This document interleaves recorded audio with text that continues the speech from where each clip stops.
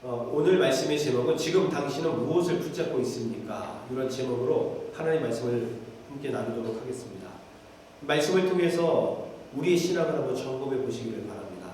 나는 지금 과연 어디에 집중하고 있는지, 내가 지금 붙잡고 있는 것은 무엇이며, 내가 또한 집중하고 있는 것은 무엇인지를 말씀을 통해서 한번 살펴보기를 원합니다. 어떤 소년이 있었습니다. 그런데 그 소년이 길을 가다가 운이 좋게 5달러짜리 지폐를 주었습니다. 근데 그때부터 생긴 습관이 하나 있었는데, 그 습관은 땅만 바라보는 습관이 생긴 겁니다. 5달러를 주셨으니까 또 이런 흠재가 있지 않을까.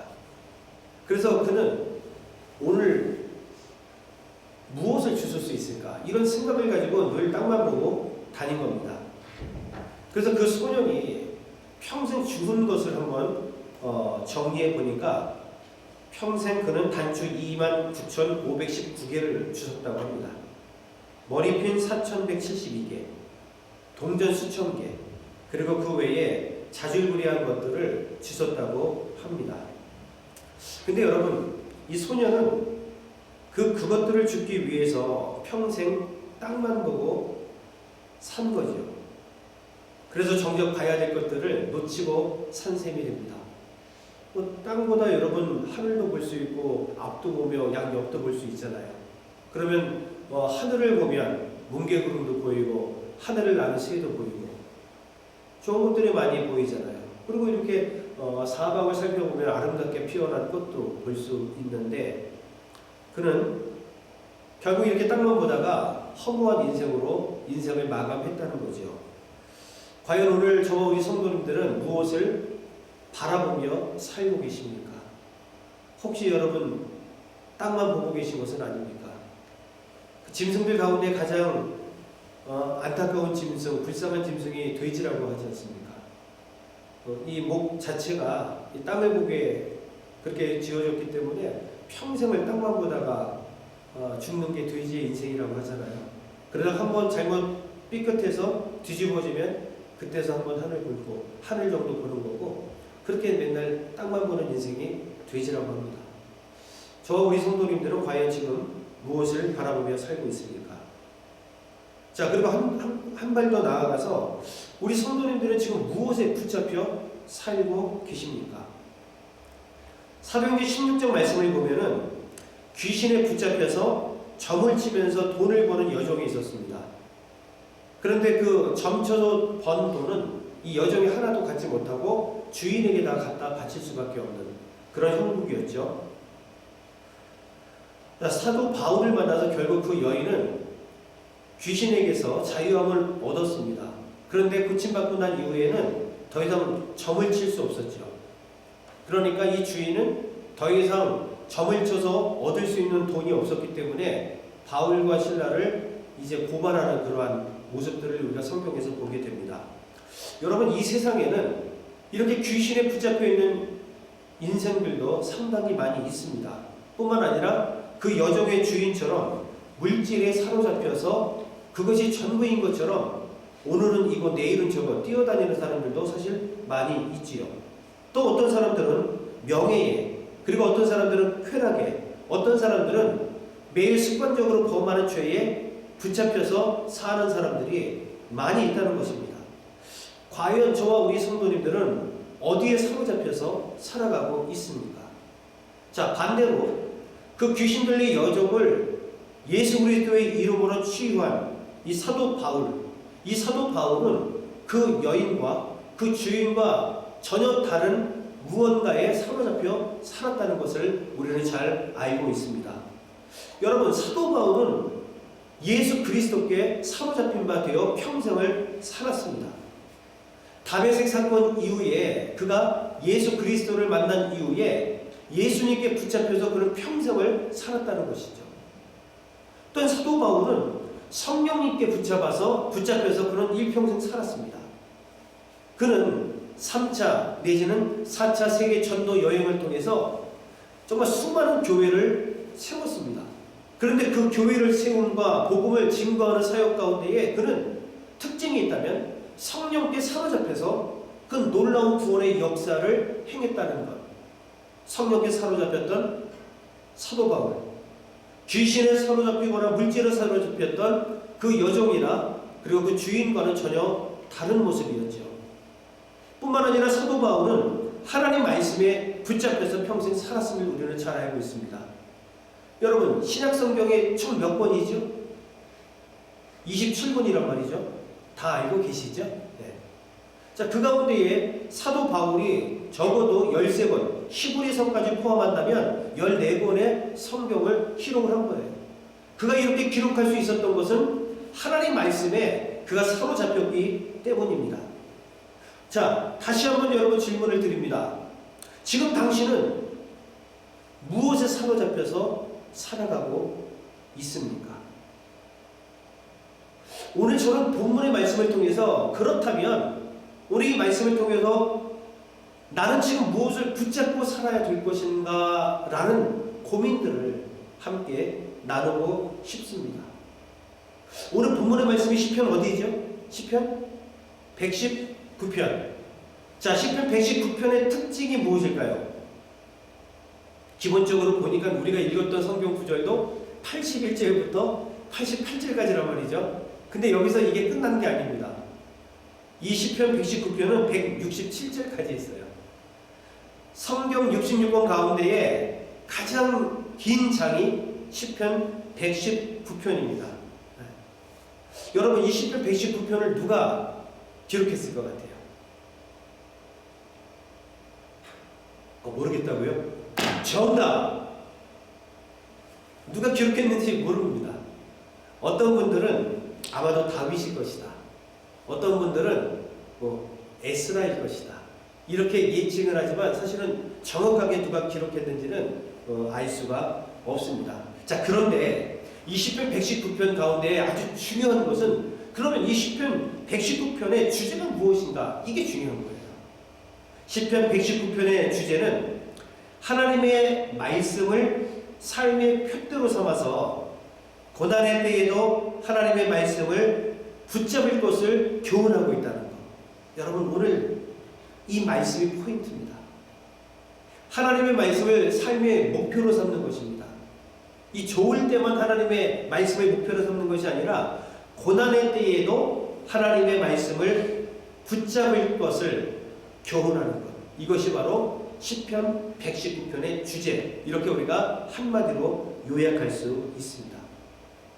오늘 본문의 말씀을 통해서 먼저 이 시편 기자는 인생은 고난의 연속입니다 라는 것들을 이야기하고 있습니다. 인생은 고난의 연속이다. 한번 따라하겠습니다. 인생은 고난의 연속입니다. 아멘. 우리가 말 안 해도 다 알고 있는 거죠. 자, 여러분, 오늘 본문 81절, 82절, 83절을 보시면은 피곤하다라고 하는 단어가 81절에 나옵니다. 그리고 82절에는 내 눈이 피곤하나이다 이렇게 기록되어 있고 83절에는 연기 속의 가죽부대라고 하는 단어가 기록이 되어 있어요. 자, 이 피곤하다라고 하는 81절의 말씀을 우리가 보면 이것은 무슨 의미냐 하면 고갈되다 이런 의미가 있습니다. 고갈되었다. 하나님의 구원을 바라보다가 지금 내가 엄청난 고난과 환난 속에 있는데 언제쯤 우리 하나님께서 나를 이 고난에서 건져 주실까? 여러분, 이 구원을 바라보다가 육체적으로, 정신적으로, 영적으로 에너지가 다 고갈되었다라고 하는 의미예요. 그러니까 적어도 이 시편 기자가 어려움 속에서 지금 영적인 번아웃에 빠진 겁니다. 여러분, 시편 기자도 사실 이렇게 번아웃에 빠질 수 있는데 우리도 마찬가지잖아요. 목사도 마찬가지입니다. 그리고 우리 성도님들도 우리가 영적으로 번아웃에 빠질 때가 분명히 있습니다.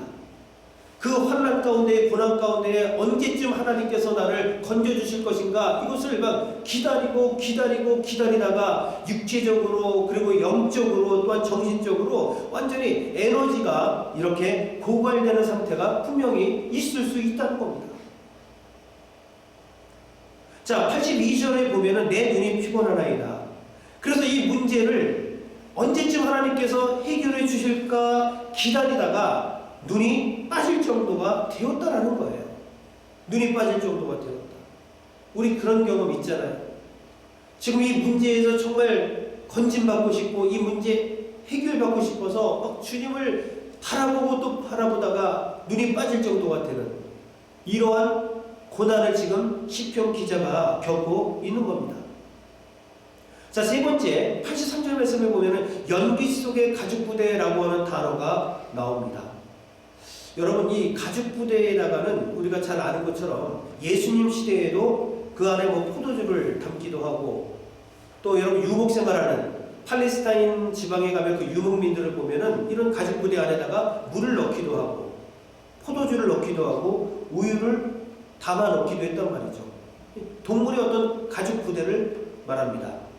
자, 그런데 이 팔레스타인 유목민들은 텐트 생활을 했단 말이죠. 그 텐트 안에 들어가면은 이 위쪽에 이 적어도 가죽부대를 공중에 매달아 놓을 수 있는 그런 장치를 해놨어요. 근데 그것도 걸어놓습니다. 그리고 뿐만 아니라 음식도 해먹어야 하기 때문에 그 안에서 불을 계속해서 피워놓는단 말이죠. 그리고 우리가 잘 알고 있는 것처럼 그 고대 근동 지역 같은 경우에는 낮에는 뜨겁지만 또 밤에는 춥단 말이죠. 또 난방이 필요해요. 그 안에다가 음식도 해야 되고 난방도 해야 되기 때문에 이게 불을 피운단 말이죠. 불 피우면 연기가 나겠죠. 자, 그런데 이 연기가 잘 텐트 밖으로 빠지면 좋을 텐데 또 그것이 쉽지가 않아요. 그러면 그 불을 피워놓은 그 끓음들이 발생을 하게 되는데 바로 그것을 지금 연기 속의 가죽부대로 시편 기자가 지금 상징적으로 이야기한 겁니다. 그러니까 이 연기 속의 가죽부대가 상징하는 것은 뭐냐 하면은 지금 시인이 어떤 상황 속에 있는가를 말하고 있는 겁니다. 검게 그을리고 있는, 그래서 굳어져 버리고 망가져 버린 가죽 부대와 같은 심각한 고난의 현장 속에 내가 있음을 지금 이야기하고 있는 겁니다. 오늘 본문의 말씀을 통해서 인생은 이런 고난의 연속 속에서 우리가 살아가고 있다라고 말합니다. 자, 오늘 저는 정민영 목사를 말하고 싶지 않고 그냥 평범한 인간 정민양 씨를 말하고 싶습니다. 저는 지난주 참 힘들었어요. 여러분 아시겠지만 이 차량 탈취 사건이 아직 미해결됐습니다.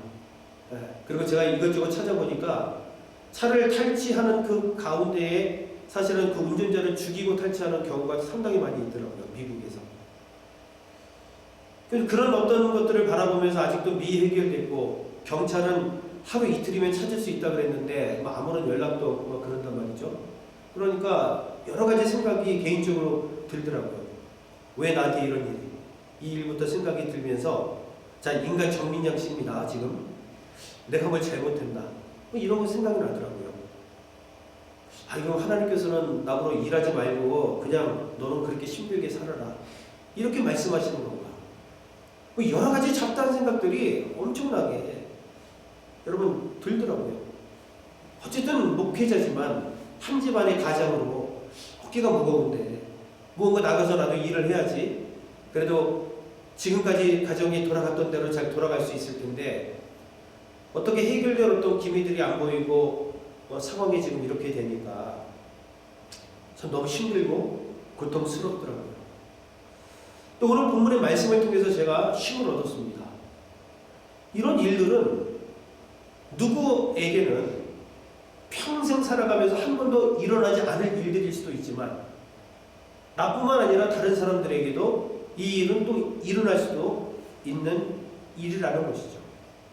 우리가 인생을 살면서 첩첩산중이라고 산 하나 넘었더니 이 모든 게 다 이렇게 끝난 게 아니라 또 다른 산이 또 나오고, 그것 하나 또 넘어갔더니 또 다른 산이 나오고, 그보다 더 큰 산이 기다리고 있고, 이것이 바로 우리네 인생인데, 이런 고난의 연속 속에서 오늘 시인은 하나님의 말씀을 아주 처절할 정도로 여러분 붙잡고 있음을 우리가 말씀을 통해서 깨닫게 됩니다. 그런 이 상황 가운데에 하나님의 말씀을 정말 죽을 힘을 다해서 붙잡고 있는 모습을 말씀을 통해서 깨닫게 됩니다. 누구에게나 찾아올 수 있는 여러 가지 문제와 환난과 고난들, 이 가운데에 이 문제를 해결하는 것이 인간적인 방법으로 어떤 내가 알고 있는 지식으로 해결하는 것이 해답이 아니고, 해답은 뭐냐 하면은 그런 고난 가운데에서 진정한 해답은 처절하게 하나님의 말씀을 붙잡는 것이 해답이라는 겁니다. 죽을 힘을 다해서 그러한 고난의 때에 하나님의 말씀을 붙잡는 것이 해결책이라고 오늘 성경은 말씀하고 있습니다. 그래서 81절 말씀을 보면은 나는 주의 말씀을 바라나이다 이렇게 이야기를 하고 있어요. 고난 속에서 그는 하나님의 말씀을 바라고 있다는 겁니다. 83절 말씀을 보면은 주의 율례들을 잊지 아니하나이다 이렇게 얘기합니다. 고난 속에서, 그 환난 속에서 하나님의 말씀을 잊지 않습니다 라고 그는 고백을 하고 있습니다. 88절 말씀을 보면 주의 입의 교훈들을 내가 지키겠습니다 이렇게 고백을 하고 있습니다. 고난 속에서, 환난 속에서 오늘 시편 기자는 하나님의 말씀을 바라보고 하나님의 말씀을 잊지 않고 또 그 하나님의 말씀을 지키려고 지금 처절하게 몸부림치고 있는 그 모습을 통해서 우리에게 해답을 주고 있는 모습을 우리는 발견한다는 것이죠. 여러분, 하나님의 말씀을 붙잡는 성도들이 되시기를 주의 이름으로 간절히 축원합니다. 이게 우리가 고난이라고 하는 환경 속에 내가 붙잡힌 바 되어 있으면 쉽지 않습니다. 바로 보이는 것이 고난이며 환난이기 때문에 사실 여러분 이 속에서 내가 무언가 하나님의 말씀을 붙잡는 것은 그렇게 쉬운 일은 아닐 수도 있다는 겁니다. 그래서 우리가 항상 하나님의 말씀을 게으리하지 않는 겁니다. 그래서 아침 예배를 드리는 것이고요. 그래서 우리가 하루 일어나면 하나님의 말씀을 암송하면서 하루를 시작하는 거예요. 그리고 예배 가운데에 하나님의 말씀을 듣고 그 말씀을 내 삶 가운데에 적용하고 또 우리가 하나님의 말씀을 읽어나가는 겁니다.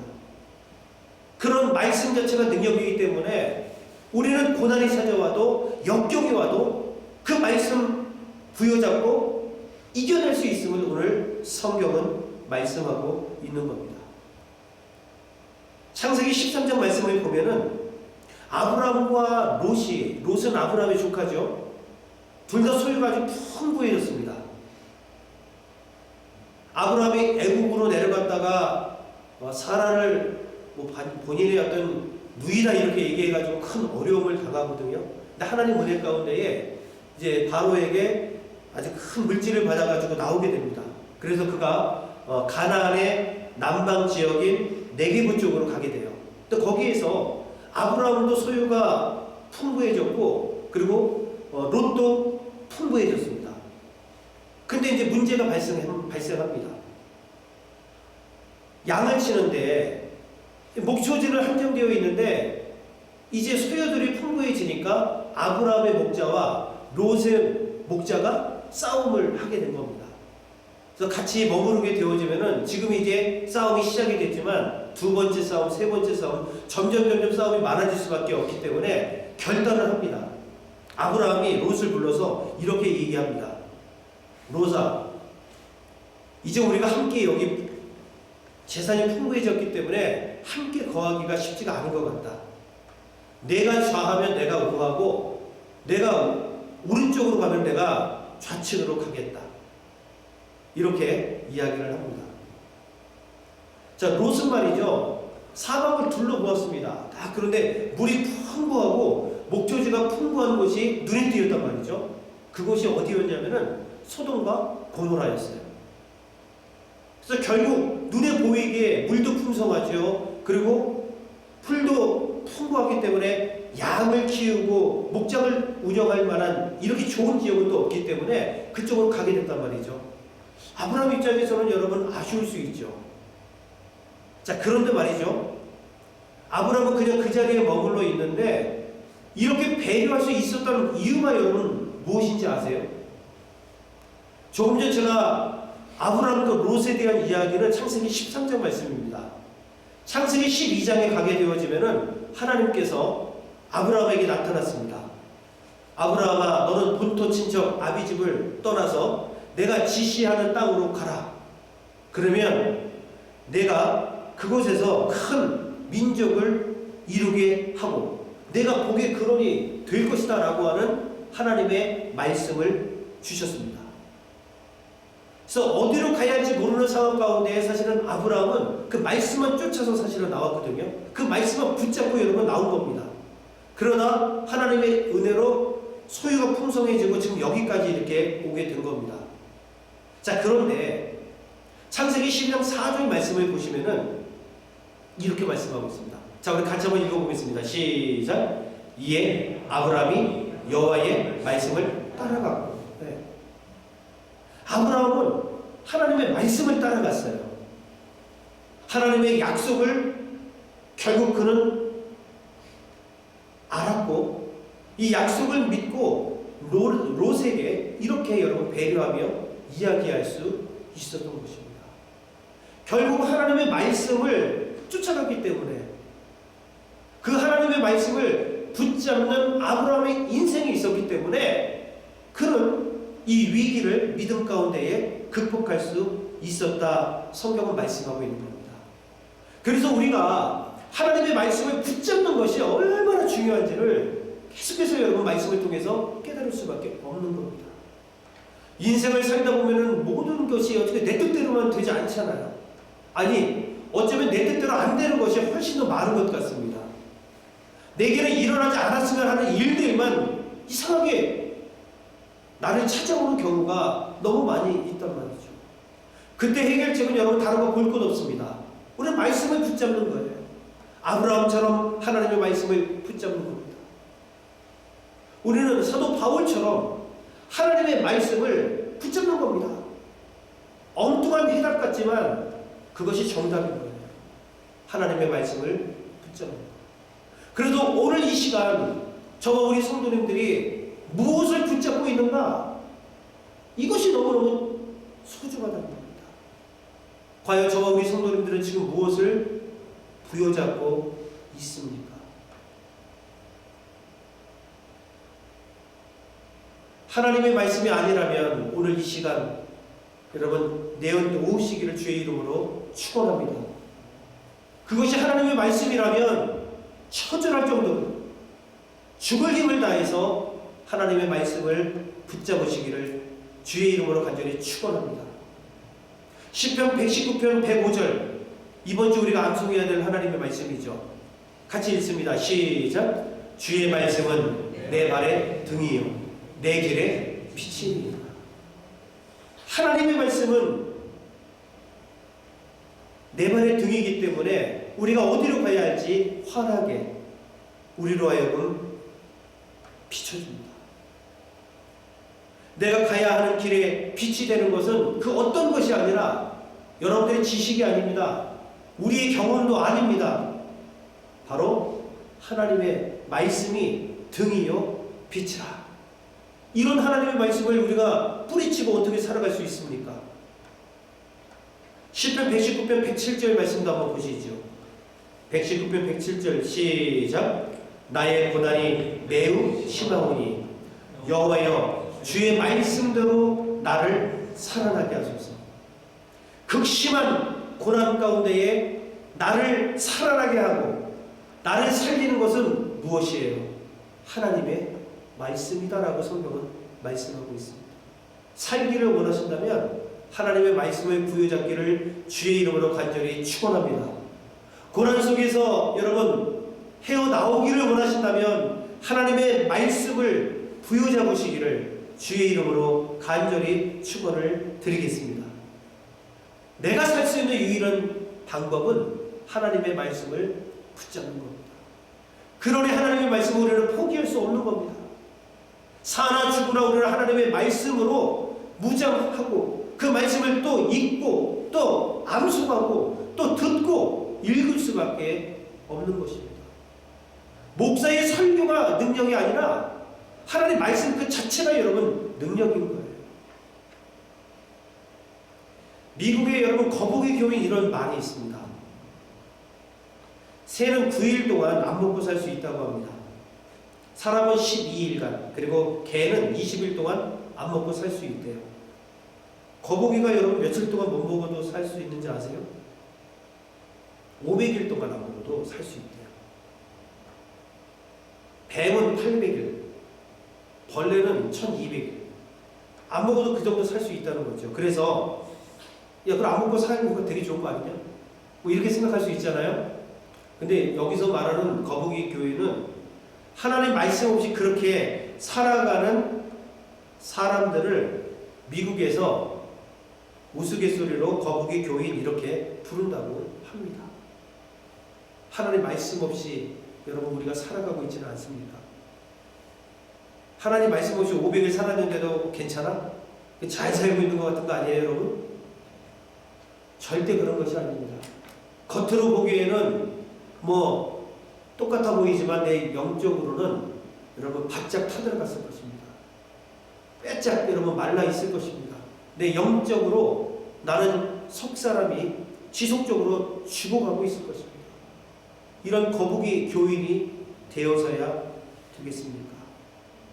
그래서 말씀 없이 살고 있는 것 오늘 여러분 체크해 보시기를 바랍니다. 그리고 하나님의 말씀 아닌 다른 무언가를 강하게 붙잡고 사는 것은 아닌지를 체크해 보십시오. 주일 예배가 왜 의미가 있습니까?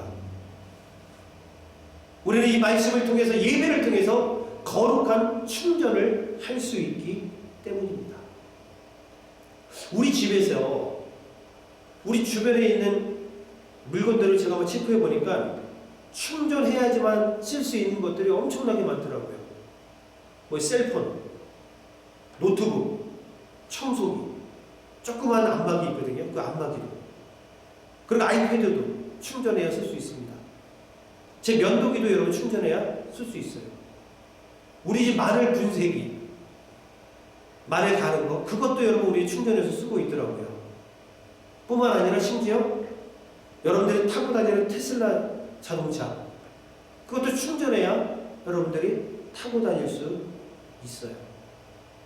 우리 주변에도요, 충전해야지만 쓸 수 있는 것들이 굉장히 많이 있습니다. 그런데 기억하십시오. 영적인 세계에도 충전이 필요하다는 사실입니다. 성령 충만이 뭡니까, 여러분? 성령으로 충전받는 것이 성령 충만입니다. 성도들이 성령 충만 없이 살아갈 수 있어요? 살아갈 수 없습니다. 충전 받으셔야 돼요. 영적인 세계는 충전이 필요한 세계입니다. 그리고 영혼을 위해서 여러분들은 충전 받으셔야 됩니다. 혹시 여러분 알고 계십니까? 2009년도에 나온 아주 명곡이 있습니다. 아주 특별한 노래가 있습니다. 홍진영의 사랑의 배터리. 여러분 알고 계십니까? 나를 사랑으로 채워줘요. 사랑의 배터리가 다 됐나봐요. 당신 없이 못 살아. 정말 나는 못 살아. 당신은 나의 배터리. 월장이 아니어도 좋아요. 몸장이 아니어도 좋아요. 나만을 위해 줄 당신이 바로 내겐 짱이랍니다. 내겐 당신만이 전부예요. 당신이 너무 좋아. 완전 좋아요. 하나뿐인 내 사랑, 둘도 없는 내 사랑, 당신이 짱이랍니다.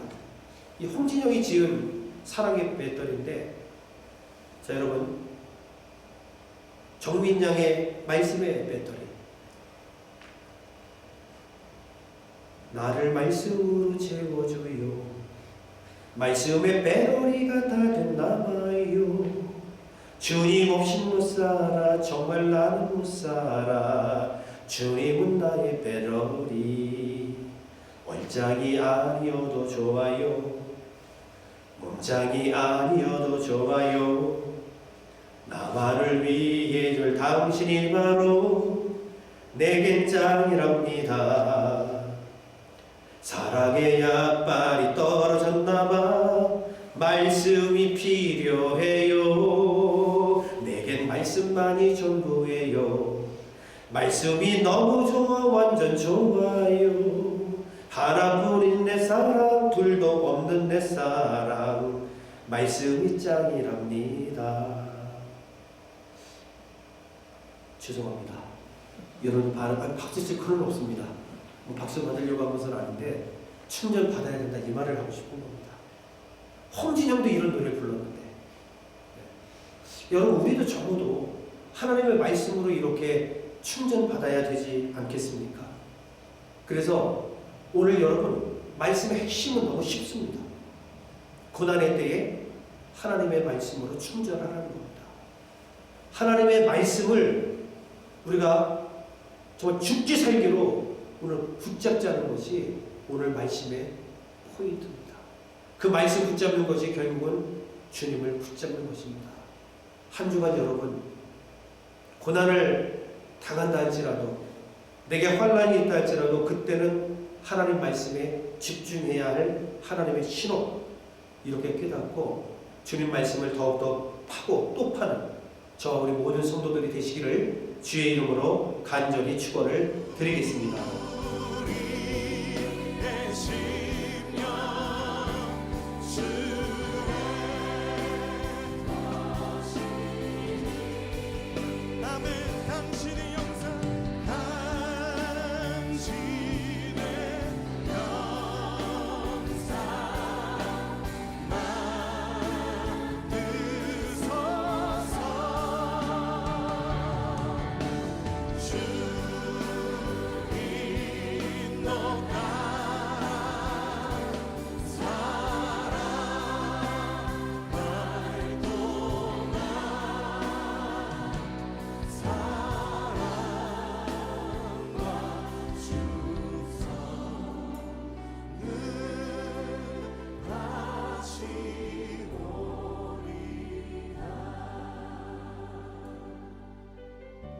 십자가를 질 수 있나 주가 물어보실 때 십자가를 질 수 있나 주가 물어보실 때 죽기까지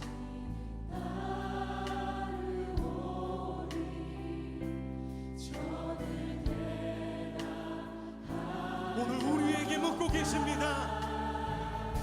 십자가를 질 수 있나 주가 물어보실 때 죽기까지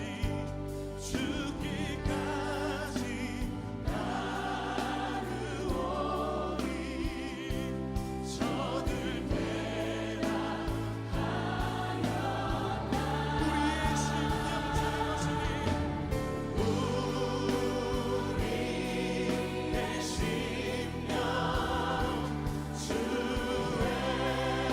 주의 것이니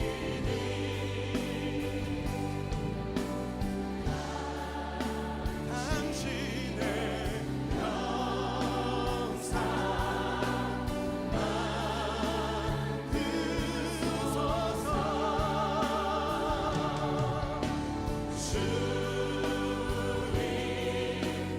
나라 살아갈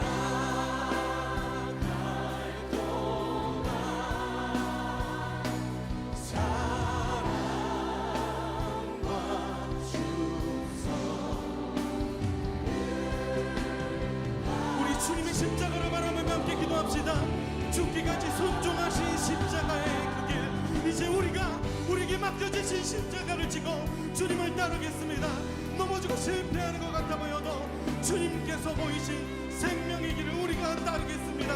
우리 함께 결단하며 기도합시다. 주여 하나님 우리를 위하여 택하신 주님의 방법 우리를 위하여 택하신 주님의 길 우리를 위하여 택하신 주님의 길 놀라우신 그 십자가의 길 우리가 따르는 것이 세상의 길이 아니라 아버지가 주신 그 길 이 말씀을 따라 죽음까지도 두려워하지 않으시고 그 뜻을 이루시며 그 길을 가신 아버지의 뜻을 예수 그리스도의 그 십자가의 길을 그 놀라운 길을 우리가 따라가는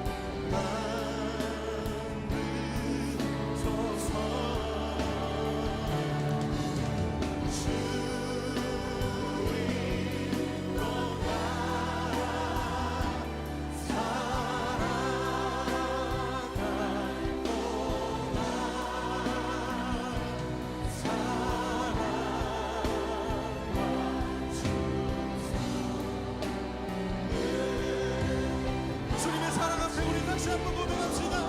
우리의 심령주의 거신이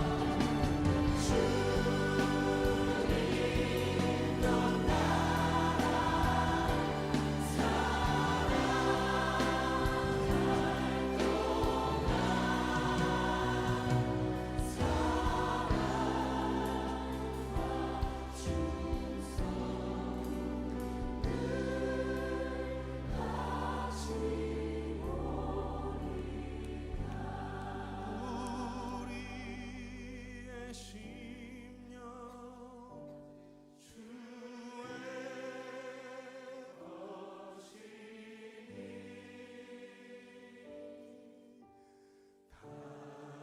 당신의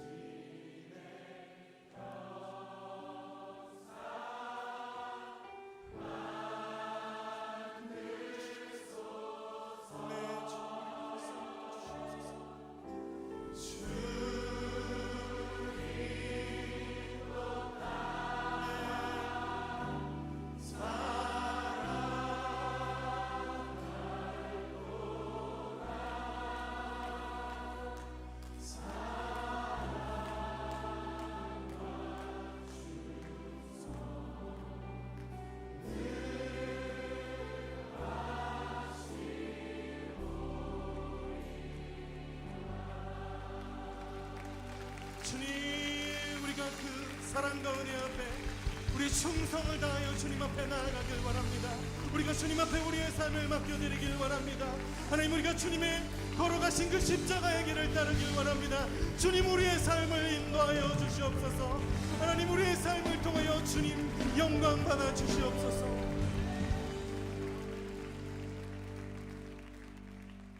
우리 주님 앞에 감사의 박수 올려드립시다.